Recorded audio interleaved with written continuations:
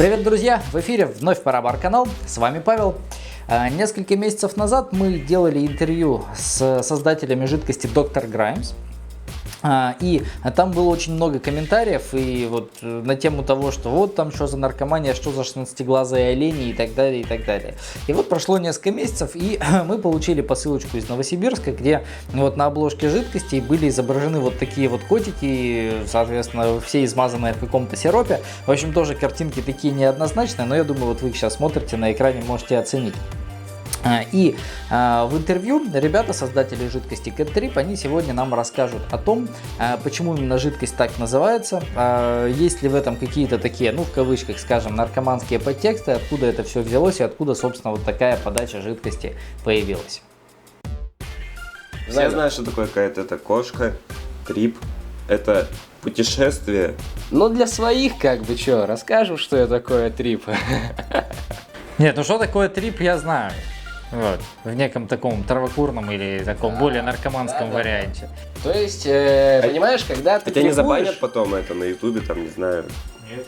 Россия. Ну Да ладно. не, мы как бы все это вокруг да около говорим. То есть трип это что, когда ты трипуешь, у тебя все ярко, у тебя все интересно, грубо говоря, и очень, насыщенно, необычно, да?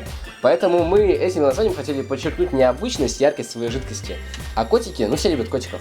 То есть, котики это просто прикольно. Трип это что-то веселое, необычное и прикольное. Грубо говоря, это как-то так. Как трип. Но на этикетке котику явно хорошо, у него 3 глаза. У него усики, это кот-хипстер с 3 глазами, достаточно психоделичный. Да. А как вы вообще, в принципе, кто вообще придумал такую визуализацию именно вот такого кота? Это вообще изначально у нас были, как-то С чего мы какой вообще дизайн хотели вначале?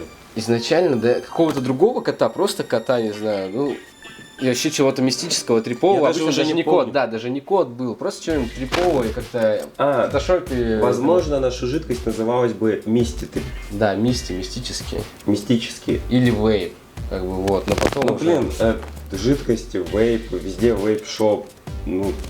Что это? Это как-то у всех одинаково, и если ты ставишь название жидкости или название вейп-шопа, слово вейп это уже как баян какой-то. Да. Поэтому трип. на котике остановились, сделали его таким вот веселым, интересным. А кто сделал? Я раньше в фотошопе работал, вот, и поэтому я что делал, советовался с Денисом, он там подсказывал, что как лучше. То есть как бы непосредственно ты автор этикетки, по сути. Да. Понял. А как, собственно, относительно вкусов менялся кот? Относительно вкусов, Да, относительно. то, что под каждый вкус, смотри, вот как ты думаешь, почему вот этот у нас коричневенький? Потому что синнабон. Да, логично. То есть, почему психоделика зеленая?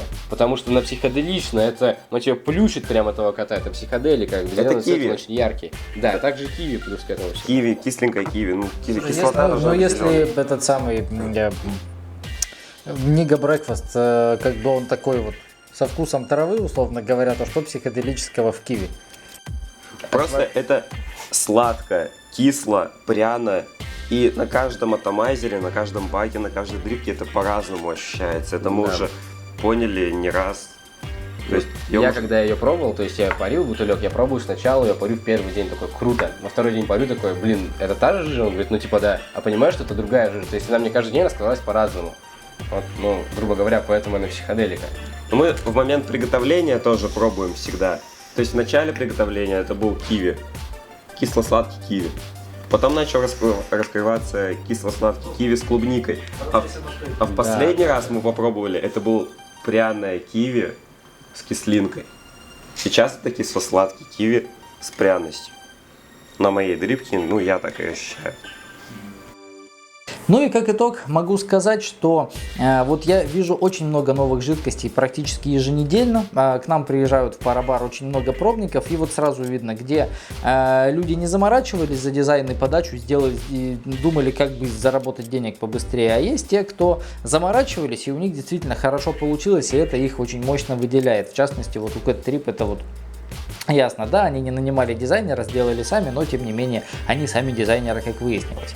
Поэтому, если вы сейчас задумываете запустить в серию свою жидкость, которая может быть сейчас еще на стадии самозамеса или сейчас настаивается, мой вам большой совет: именно ищите дизайнера, пускай он вам рисует какую-нибудь визуализацию. Поверьте, это стоит крайне недорого, но вот вашу жидкость это может выделить очень сильно среди огромной массы того, что сейчас производится в России.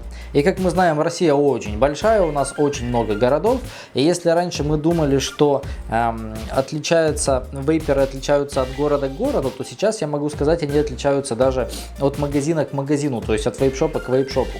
Но вот если сказать в целом, в следующем видео ребята из Cat Trip, они расскажут, чем же отличается парокультура Новосибирска, где живут они, и вейп-шопы Екатеринбурга, где они успели недавно побывать. И если вы не хотите пропустить следующее видео, подпишитесь на канал, поставьте лайк, если вам не сложно, вот, и напишите комментарий. Нам будет очень интересно почитать о том, что вы думаете по поводу увиденного и услышанного. С вами был Павел, это Парабар канал. Удачи!